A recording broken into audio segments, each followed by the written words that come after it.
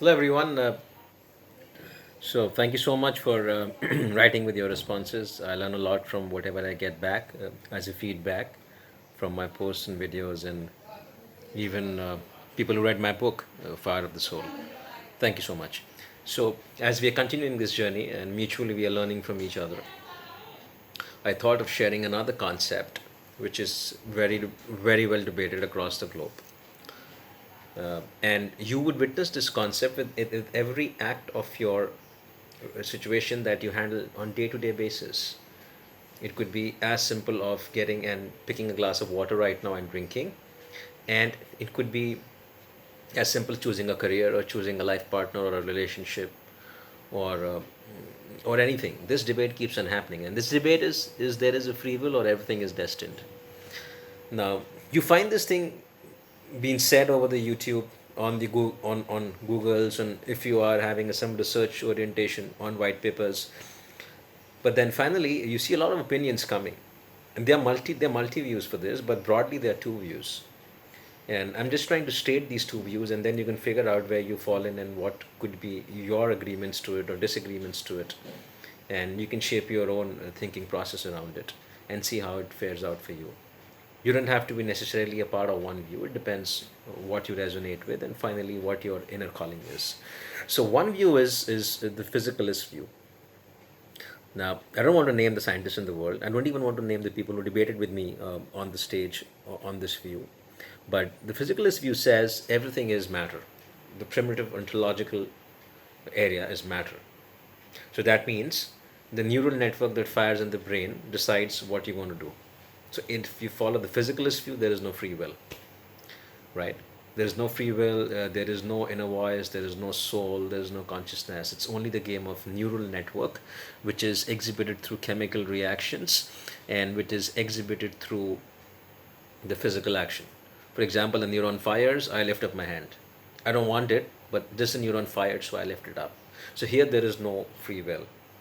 So all the physical scientists that you see who come into this domain would not would call a person like me a pseudo psychologist or a pseudo cognitive scientist, or they call what I'm going to say in a while now is pseudo scientific baffleism. It's okay. It's I respect that view. That's what they feel like, and that's one view. The second view, which this is radically opposite towards the debate of free will versus everything is predetermined or destined, is radically opposite. Now, in this is the area where you find in term like consciousness, you find in term like soul or jivatma, or you find in terms like synchronicities. So let me just deep dive into this. If you come into this gamut, if you come into this world, this view, which is taking care of this debate, consciousness itself can experience and express consciousness. You have to take it from the top down approach. You don't take it from the molecules, atoms, subatoms, and then move up. You take it from the top and then you finally go down. So it all started with nothingness because consciousness cannot be seen, but it is making the process of seeing happen, without which there is no seeing. So if you see consciousness, yes, there is free will, and this free will comes from your inner voice. It comes from your inner level of this. When you deep down and you see the silent witness, you understand that you get directed from a source which is unknown within yourself. So if you see from this gamut, yes, there is free will.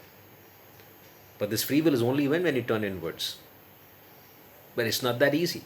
Because even in this pool of people who follow consciousness, there is a principle of ego, karma, and karma. Now, if you are restricted to the ego, constrictive awareness happens. That means again you lose the free will.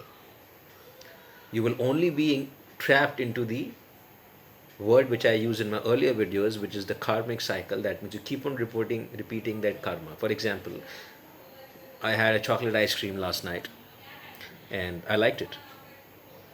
Now I'll have it again today because I like it. Then my choices are limited to chocolate ice cream every night. It will not help me going and trying salty peanuts.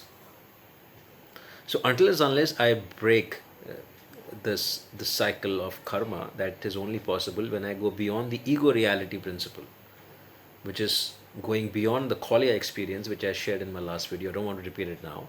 I cannot access my free will. Once you go past that, you are actually into pure awareness.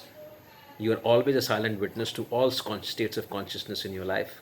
And finally, it gives you free will, which you can access.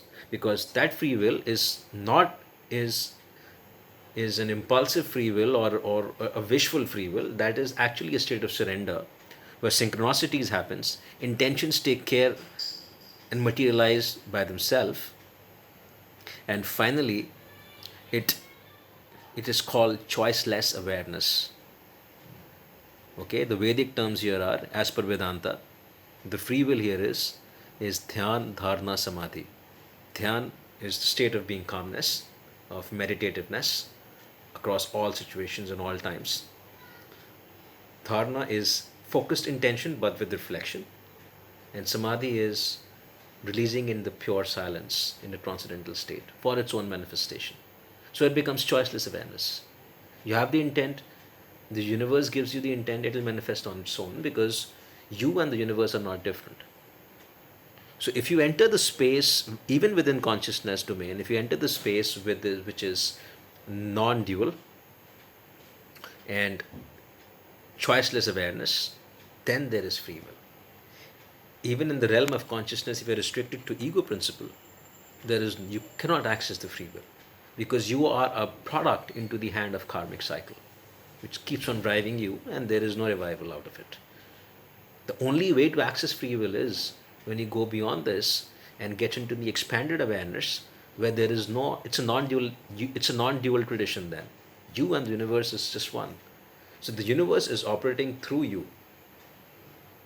So hence it's choiceless awareness. You have intentions, this universe intentions, it will get manifested. So that's choiceless awareness is actually the free will. And this debate keeps on continuing. I mean, you can explore more. So I thought I should just share this with you. And we'll further continue this journey. Do write into me or call me up or let me know about your opinion on this. Enjoy your day. Thank you.